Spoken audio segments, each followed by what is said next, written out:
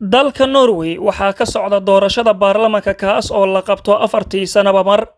8 sano ee ugu dambeysay waxaa talada dalka hayay xisbiyada garabka midig oo xisbiga hooyra ugu weyn yahay xisbigaas talada dalka soo hayay muddadaas aadka u fog ayaa mar kale soo bandhigay qorshahooda siyaasadeed ee ay ku doonayaan in ay mar kale siyaasadda dalka markii saddexaad oo xiriir ah ay ku guuleystaan xisbiyada garabka bidix ee uu shaqaalaha ugu weyn yahay ayaa iyaguna samaystay isbahaysi ay kaga hortagayaan kuwa talada haya iyadoo aan ognahay in waddankani Norway uu yahay waddan boqortooyo kaas oo la doorto ra'iisul wasaare waxaana mar kale sanadkan si adag ugu tartamaya Jonas oo ah hogaamiyaha xisbiga shaqaalaha Arbeids Party iyo Arne Solberg oo iyadana hogaaminaysa xisbiga hooyra oona ah dhanka midig waana ra'iisul wasaaraha haatan xilka haysa xasan bile maxamed waa arday dhigta jaamacadda Christiana College ee magaalada Bergen wuxuuna diyaarinayaa master in leadership si dhow ayuuna ula socdaa doorashada baarlamaanka Norway ee sanadkani waxaan weydiiyay inuu sharaxaad naga siiyo waxay u taagan yihiin xisbiyada dalkani Norway dalkan Norway waxaa ka jira xisbiyo badan inta hadda baarlamaanka Norway wakiilada kule waa ilaa 9 xisbi xisbiyaduna waxay u kala baxaan laba qaybood qaybta midiga iyo qaybta bidixda bay kala yihiin sidaas oo tahayna haddana midigtana waxaa jira xisbiyo badan bidixdana waxaa jira xisbiyo badan xisbiyada midigta marka waa xisbiyo inta badan u ololeeya ama daneeya ama u taagan danaha wadaninimada ama nationalismka waxa anaga inuu naqaano iyo sidoo kale waa xisbiyo jecel inay ilaaliyaan dhaqanka iyo waxyaabihii dalkani uu horay u soo lahaan jiray halka xisbiyada bidixana ay ka midaysan yihiin aragtida casriga ah ee la xiriirta in diimuhu aysan muhiim ahayn tusaale ahaan laakiin ay muhiim tahay in bini'aadanimada iyo iscaawinta iyo isgarab istaaggu ay tahay waxyaabaha xalka u noqon kara bulshooyinka caalamka ee maanta ka jira wadamo badan bayna ka jiraan xisbiyada noocan oo kale ah laakiin waddanka Norway oo kale xogaa uu ka duwan yahay wadamada kale waa nidaam dimuqraadi ah isla mar ahaantaana u kala soocan labo xisbi oo haddana leh xisbiyo badan oo isku aragti ah marka aad eegto hadda xisbiga bidixo oo kale oo uu hogaamiyo ninka la yiraahdo Jonas Gahr la yiraahdo xisbiga Arbeids Party madaxda u ah laakiin ay xisbiyada kale oo bidixda dhan ay hoos tagaan aragtidooda ugu muhiimsan ee ka shaqeynayaan ama ay siyaasad ahaan ku dhisan yihiin waa 3 qodob kow waxay doonayaan nidaamka waddanka ka jira oo dhan inay dawladdu maamusho oo dawladdu ay gacanta ugu jirto haday qofka tahay haday business ka tahay ganacsiga tahay wax walba waxay jecel yihiin nidaam dawladda hoos yimaado dawladda ay ku lug leedahay uu ahaado xisbiyada midiga markaad fiiriso oo ugu weyn yahay xisbiga la yiraahdo hooyra oo hogaamiso gabadha la yiraahdo Arna oo hadda ra'iisul wasaaraha dalka ka ah waa xisbiya intooda badan aragti ahaan ka midaysan in dadku ay ahaadaan kuwa inta badan free u ah waxay rabaan inay sameeyaan waxay dhiirigeliyaan ganacsiga ay sameynayaan dadka Norwejiga ah oo dalka u dhashay waxay dhiirigeliyaan in dawladdu ay saameyn yar ku lahaato bulshada laakiin ay shacabku lahaadaan saameynta badan halkaas waxaa ku jira marka kala duwanaansho labada dhinac ee siyaasadda ah waa marka timaada bulshada laakiin annaga hadda marka Soomaalida loo eego ama dadka soo galootiga guud ahaan ama dadka muslimiinta ah guud ahaan xageebay maslaxadoodu taala waa mid aniga shakhsiyan hadda aan cadeyn karin laakiin u baahan in qof kasta oo codkiisa doonaya inuu bixiyo laga doonayo inuu sameeyo cilmi baaris la xiriirta xisbiyada iyo aragtiyadooda kadibna uu doorto xisbiga isagu u arko in maslaxadda asaga shakhsiyan iyo ummadiisa ama dadka markaas uu ka midka yahay ay muhiimka u tahay xisbiga KRF oo ah xisbi diimeed si dhow ula shaqeeya xisbiyada midigta fog wuxuu shaaciyay dhawaan inuu taageeri doono muslimiinta ku nool dalka Norway gaar ahaan masaajidada waxayna arintani keentay inay soo baxaan dad muslimiin ah oo u ololeynaya in loo codeeyo xisbigan doorashada socota taasoo abuurtay dood iyo guux badan bulshada dhexdeeda KRF xisbiga la yiraahdo marka la eego siyaasadda dalka Norway wuxuu ka tirsan yahay xisbiyada loo yaqaan Borgerlig Party oo ah xisbiyada dhanka midiga ah waxa ay u taagan yihiin waxa waaye inay ilaaliyaan diinta iyo dhaqanka iyo wadaniyada dalka qodobada ugu muhiimsan oo asaaska ah waa inta muhiimadoodana waxa weeye in dawladdu ay lahaato faragelin siyaasadeed oo yar markii bulshada timaado haddana specifically xisbiga la yiraahdo KRF ama Kristelig Folkeparti la yiraahdo waa xisbi diimeed waay xisbi diimeed markaan leeyahay waa xisbi aragtidiisa siyaasadeed ay ku dhisan tahay diinta Kristanka ah iyo asaaskeeda iyo dhaqankeeda ay ku dhisan tahay taa marka micnaheeda ma ahan xisbigani wuxuu qayb ka yahay ama wax ka bedeli kara ama wax ka dhimi kara oo kaliya siyaasadda islaamka ee waddanka ee la xiriirta masaajidda. xisbiyada oo dhan iyo sistamka waddanka ayaa mas-uul ka ah haddii masaajidda ay dhaqaale helayaan iyo haddii aysan dhaqaale helayn. waa mid ku xiran sistamka waddanka u dhisan, maaha wax xisbi gaara uu go'aan ka gaari karo haddii uusan haysan waxa loo yaqaano aqlabiyadda. xisbigana hadda saan ku naqaano ma ahan xisbiyada aqlabiyadda leh, laakiin waa xisbi ku tiirsan dhanka midige. aqlabiyadda dhanka midige ayayna dhici karta inuu ku meelmariyo siyaasado ka mid ah siyaasadihiisa. marka dadka Soomaaliyeed ama dadka muslimiinta ah ee aaminsan in xisbiga Crystal Folk Party uu taageeri doono masaajidda isla mar ahaantaana ay masaajidda si ay dhaqaale u helaan ay tahay muhiimadda in la taageero, waxaan u soo jeedin lahaa ama aan oran lahaa taasi waa arrin la xiriirta siyaasad.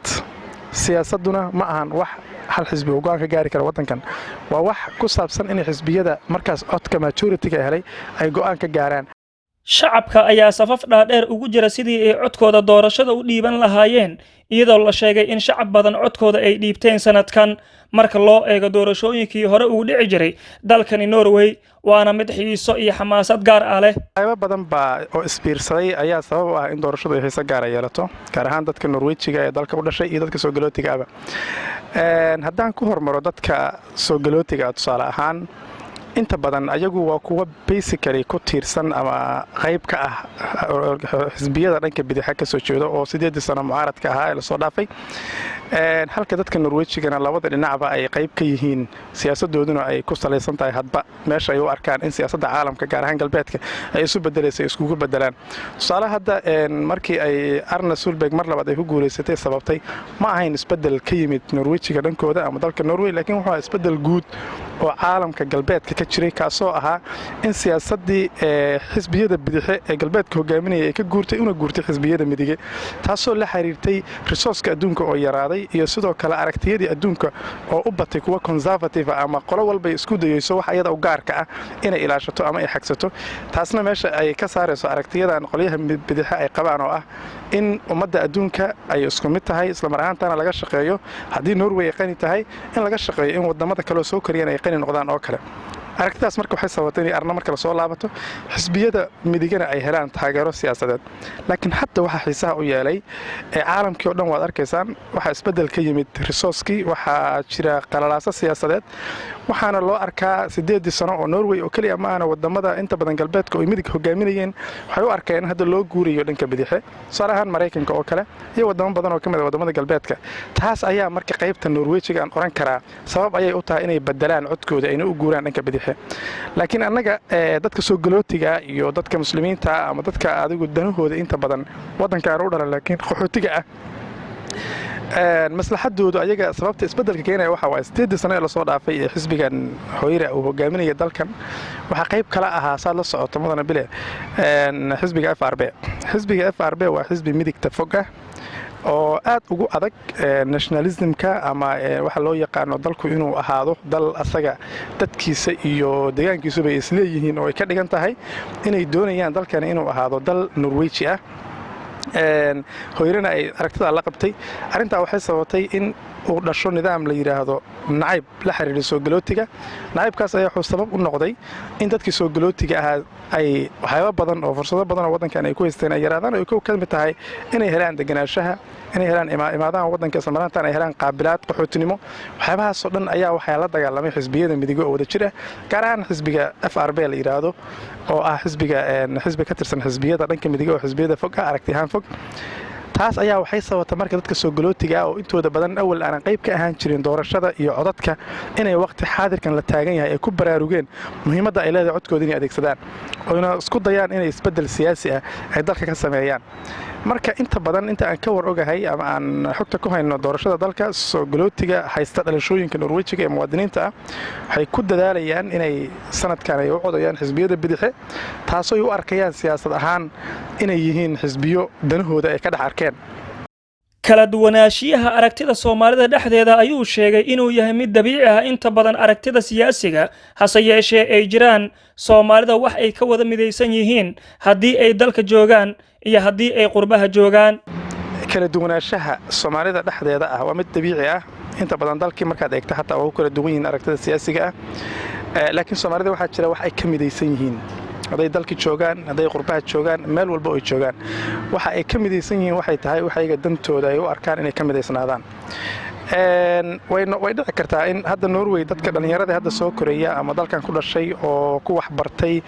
oo aanan fahansanayn muhiimadda ay leedahay Soomaalidu qaabka ay u dhaqanto bulsho ahaan. way dhici kartaa inaad aragto qof Soomaali oo FRB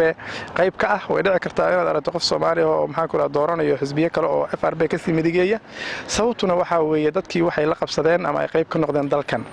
laakiin waaqaca hadda jira iyo dadka jira inta badan dadka Soomaalida 90% waxay ku mashquulsan inay kala doortaan xisbiga Arbeyda Baatiya la yiraahdo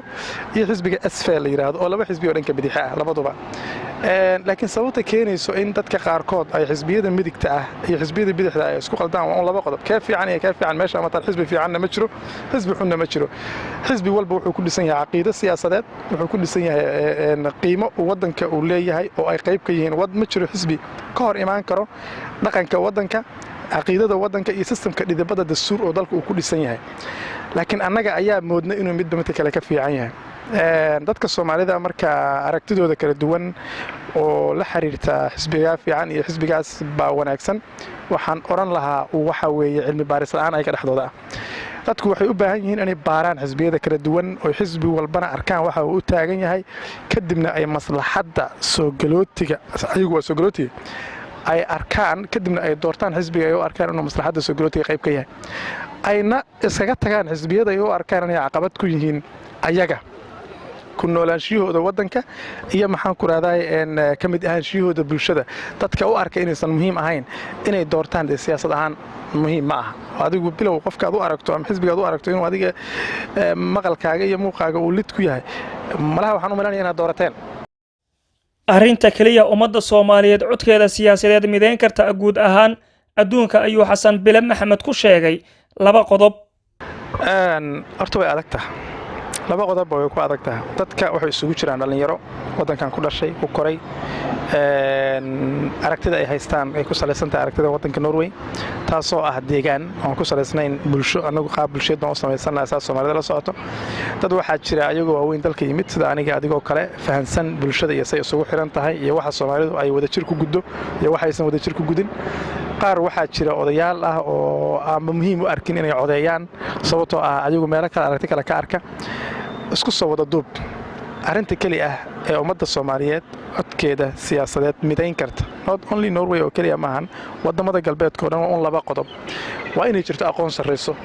oo qof kasta uu ku garan karo maxaa adiga iyo bulshadaada idin dan ah.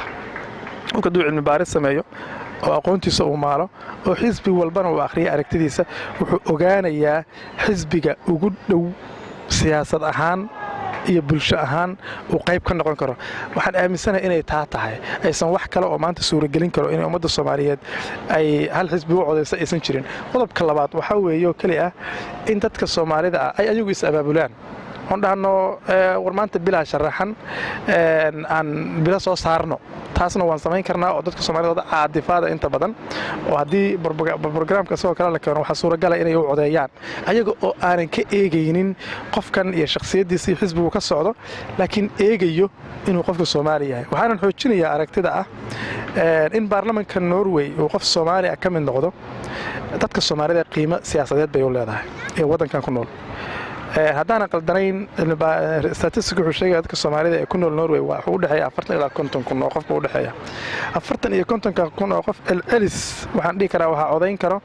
ilaa 20 kun baa codeyn karta. iska daa carruur iyo inay u bataan iyo waxa kale. 20 kun oo qof codkooda marka wax sahlan ma change buu samayn karaa, isbedel buu samayn karaa, siyaasadda ayuu bedeli karaa. laba qodob marka shacabka Soomaaliyeed ee dalka Norway waan u soo jeedin lahaa. waxaan u soo jeedin lahaa inay codkooda adeegsadaan oo ay codeeyaan, sababtoo ah waxay xaq u leeyihiin inay codkooda adeegsadaan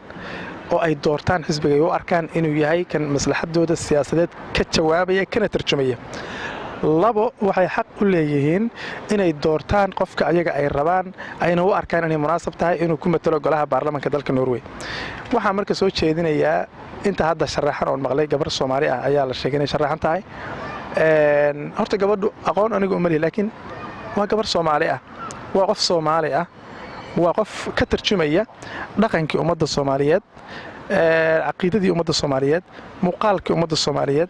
allah musta'an yani wax walba oo ummadan lagu sifayn karay ka tarjumaya waay. Waxa la yiraahdaa bulshada hadaad rabto inaad aragto dumarkooda la eegaa, yani dumarku waa kuwa qaada ama xambaarsan haybadda iyo dhaqanka bulshada ay leedahay. Marka gabadha Soomaaliyeed ee hadda ka sharaxan xisbiga la yiraahdo asfa una sharaxan magaalada Oslo te uma sharaxana dad Norweji ah, codna kama filayso. Cidda ay cod ka filayso u sharaxantaa waa dadka soo galootiga marka koobaad. Marka labaadna waa dadka Soomaalida ah. Marka aniga oo isan iga ahayn inaan u ololeeyo ama aan doorta idin dhaho, haddana kulli aniga shakhsiyan hadda maanta dadka Oslo degan kamid ahaan lahaa ayna ay qaban lahayd inaan dadka halka joogo doorasho aan sameynayno te anoo arkayo qof aniga imatalaya danahayga iyo siyaasadeeda iyo qadiyadeedana aan ka dhaadhicin karo, kulli cid kale ma doortay ma oran lahaa.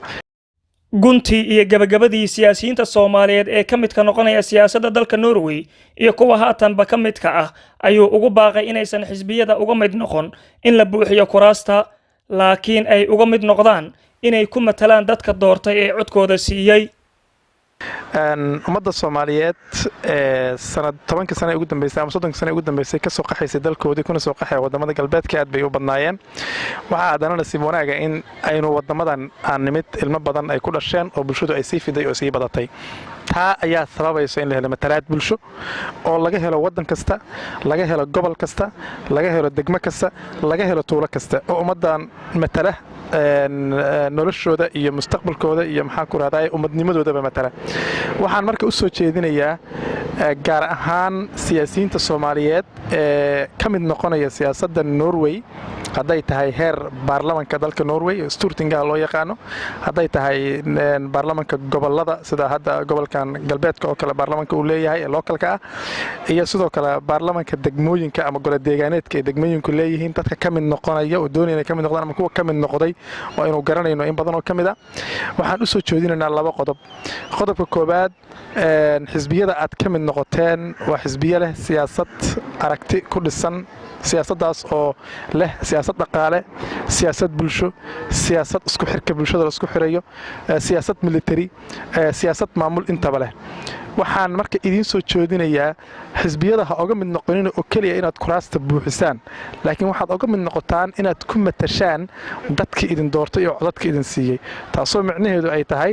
siyaasadda xisbiyada u yaal inaad saamayn ku yeelataan, inaad badashaan waxyaabaha ay tahay inaad badashaan oo ku biirisaan waxyaabaha ay tahay inaad ku biirisaan, taasoo ka dhigi karto matalaadiina mid rasmi ah, taariikhdana qayb ka noqon doonto, dhiirigelina siin doonto jiilasha soo socda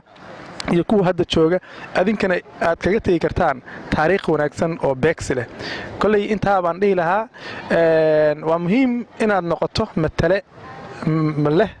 dad uu matalo, laakiin waxa ka sii muhiimsan inaad leedahay adiga aragti aad saamayn ugu yeelanayso xisbiga ama maxaa ku raadaaye dadka markaas aad talada iyo hawsha ay kaala dhaxayso. Therefore waxaan muhiimadaydu waxa weeye yeelo saamayn siyaasadeed kuna yeelo xisbiga iyo qaybta aad ka shaqaynayso qaybta ku leedahay ama siyaasadda aad ka mid ka lahaa.